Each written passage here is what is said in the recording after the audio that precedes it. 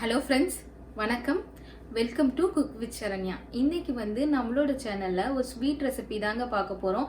என்ன ஸ்வீட் ரெசிபின்னு பார்த்தீங்கன்னா பருப்பு போலி தான் நான் இன்னைக்கு பண்ணியிருக்கேன். யூஸ்வலாக நம்ம போலி பண்ணோனாலே ரொம்ப நேரம் ஆகும் அப்படின்னு நினைப்போம். அப்புறம் பண்ணுறதுக்கு கொஞ்சம் கஷ்டமாக இருக்கும் அப்படின்னு நினச்சும் நம்ம பண்ணாமல் விட்டுருவோம். ஆனால் நான் இன்னைக்கு எப்படி ஈஸியாக பண்ணலாம் அப்படிங்கிறத நான் காமிக்கிறேன்.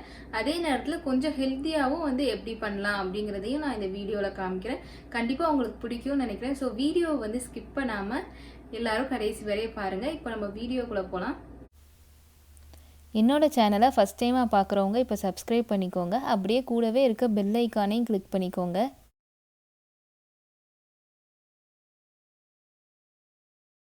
பருப்பு போலி பண்ணுறதுக்கு நான் 1 கப் அளவு கடலைப்பருப்பு எடுத்திருக்கேன். இதை தண்ணி ஊற்றி ஒரு அரை மணி நேரத்துக்கு ஊற வச்சிடலாம். தண்ணி ஊற்றி ஊற வைக்கிறதுனால பருப்பு வேகும் போது ரொம்ப சீக்கிரமாகவே வெந்துடும். இப்போ போலிக்கு தேவையான மாவு பிசைஞ்சிடலாம். நான் 1 கப் அளவு கோதுமை மாவு, அப்புறம் 1 கப் அளவு மைதா மாவு எடுத்திருக்கேன்.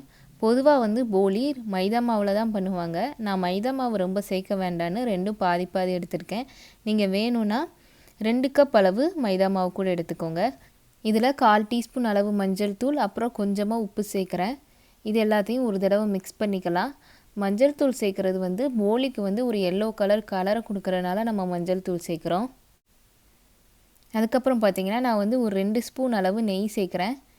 நெய்க்கு பதிலாக நீங்கள் எண்ணெய் கூட சேர்த்துக்கலாம். இது எல்லாத்தையும் நல்லா மிக்ஸ் பண்ணிவிட்டு கொஞ்சம் கொஞ்சமாக தண்ணி சேர்த்து இப்போ நம்ம மாவு பிசைஞ்சிக்கலாம்.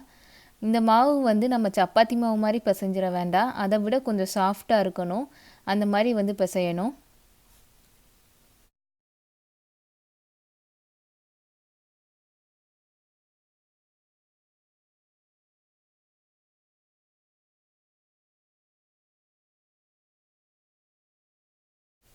இப்போ மாவு பிசைஞ்சதுக்கப்புறமா பார்த்திங்கன்னா நம்ம பிக்கும் போது ரொம்ப சாஃப்டாக வரணும். அந்த அளவுக்கு நம்ம மாவு பிசைஞ்சு வச்சுக்கணும். அதுக்கப்புறமா கடைசியாக 1 ஸ்பூன் அளவு நெய் சேர்த்து மேலே தடவி வச்சிடலாம். அப்போ மாவு காயாமல் இருக்கும். நெய் சேர்த்து தடவுனதுக்கப்புறமா க்ளோஸ் பண்ணி வச்சிடலாம். ஒரு 2லேருந்து 3 மணி நேரமாக வச்சு மாவு ஊறணும். அதுக்கப்புறமா நம்ம போலி செய்ய ஆரம்பிக்கலாம். இப்போ பார்த்திங்கன்னா மாவு ஊறுற டைமில் நம்ம பூரணத்துக்கு ரெடி பண்ணிடலாம். நான் வெல்லத்தை துருவி எடுத்துக்கிறேன். நான் ஆர்கானிக் வெல்லம் தான் யூஸ் பண்ணுறேன். இதில் எந்த தூசியுமே இல்லை. நான் ஆல்ரெடி ஒரு 2-3 தடவை யூஸ் பண்ணியிருக்கேன். அதனால் இந்த மாதிரி துருவி எடுத்து நான் அப்படியே பருப்போடு நான் சேர்த்துக்க போகிறேன். இதில் மெஷர் பண்ணி நான் ஒரு 1.5 கப் வெல்லம் எடுத்து வச்சுருக்கிறேன் 1 கப் பருப்புக்கு. இப்போது அரை மணி நேரம் ஆயிடுச்சு. பருப்பும் நல்லா ஊறிடுச்சு. குக்கரில் பருப்பை சேர்த்து பருப்பு மூழ்கிற அளவுக்கு மட்டும் தண்ணி ஊற்றினா போதும். நிறைய தண்ணி ஊற்றிட வேண்டாம். இப்போது க்ளோஸ் பண்ணிவிட்டு ஒரு 3 விசில் வரைய வச்சா போதும். நிறையா விசில் வைக்க வேண்டாம். 3 விசில்லையே ரொம்ப நல்லா வெந்துடும். இப்போ பார்த்திங்கன்னா ப்ரெஷர் நல்லா ரிலீஸ் ஆகிடுச்சு.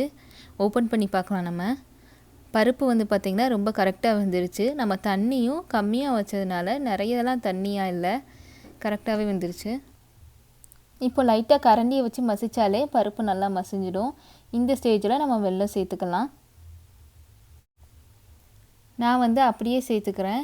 நீங்கள் வெல்ல பாகா காய்ச்சி வச்சுருந்தீங்கன்னா அதை வடிகட்டிட்டு அதுக்கப்புறமா இதில் சேர்த்துக்கோங்க.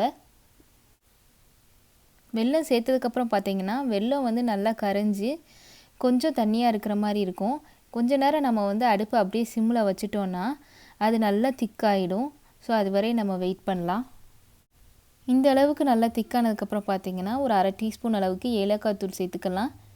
ஏலக்காய் தூள் சேர்த்துட்டு நல்லா கிளறிட்டு ஒரு 2 நிமிஷம் கழித்து நம்ம அடுப்பை ஆஃப் பண்ணிடலாம். நல்லா திக்காக இருக்கணும் பூரணம். அப்போ தான் நம்ம உள்ளே வைக்கிறதுக்கும் ஈஸியாக இருக்கும். இந்த ஸ்டேஜில் நம்ம ஆஃப் பண்ணோன்னா ஆறுனதுக்கப்புறம் இன்னும் கொஞ்சமும் திக்காயிடும். இப்போ பூரணம் பாருங்கள் நல்லா ஆறிடுச்சு, நல்லா திக்காயிடுச்சு. இப்போ நம்ம சின்ன சின்ன உருண்டையாக நம்ம உருட்டி வச்சுக்கலாம்.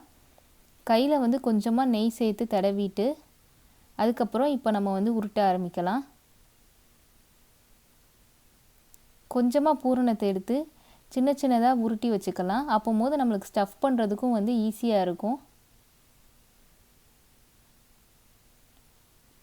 இந்த மாதிரி எல்லா பூரணத்தையும் நம்ம சின்ன சின்ன உருண்டைகளாக இப்போ உருட்டி எடுத்துக்கலாம். இப்போ பார்த்திங்கன்னா நான் எல்லா பூரணத்தையும் உருட்டி எடுத்துக்கிட்டேன். இப்போ வந்து நம்ம மாவை வந்து தேய்க்க ஆரம்பிக்கலாம்.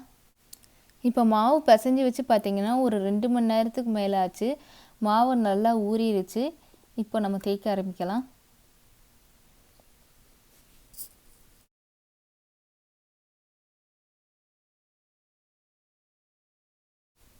கொஞ்சமாக மாவு எடுத்து அதை இப்போ லைட்டாக ஸ்ப்ரெட் பண்ணிக்கலாம். இதே வந்து நம்ம மைதா மாவில் ஃபுல்லாக பண்ணியிருந்தோன்னா நம்மளுக்கு நிறைய எண்ணெய் தேவைப்பட்டிருக்கும். அதனால தான் வந்து நான் பாதி மைதா மாவும் பாதி கோதுமை மாவும் சேர்த்துக்கிட்டேன். இப்போ வந்து லைட்டாக ஸ்ப்ரெட் பண்ணிவிட்டு நடுவில் வந்து அந்த பூரணத்தை வந்து வச்சுக்கலாம்.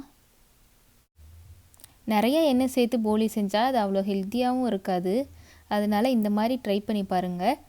இப்போ பூரணத்தோட எல்லா சைட்ஸையும் அந்த மாவால் இந்த மாதிரி கவர் பண்ணிக்கோங்க.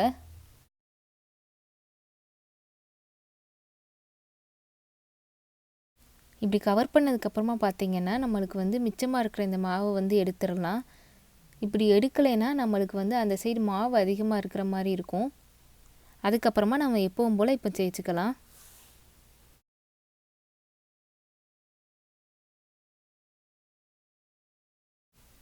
நான் வந்து அடுப்பில் வந்து தோசைக்கல் வந்து காய வச்சுருக்கேன். அதில் வந்து இப்போ போலியை போட்டு எடுத்துக்கலாம். கொஞ்சமாக வந்து நான் நெய் சேர்த்துக்கிறேன். அடுப்பை வந்து நான் கொஞ்சம் லோ ஃப்ளேமில் வச்சே நம்ம வந்து சுட்டு எடுத்துக்கலாம்.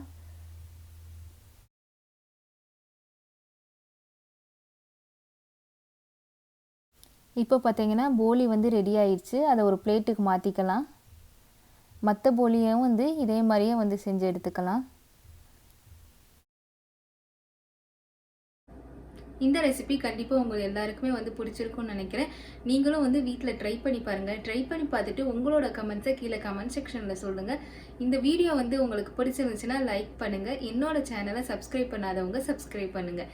Thank you. Cook with Saranya, taste of home.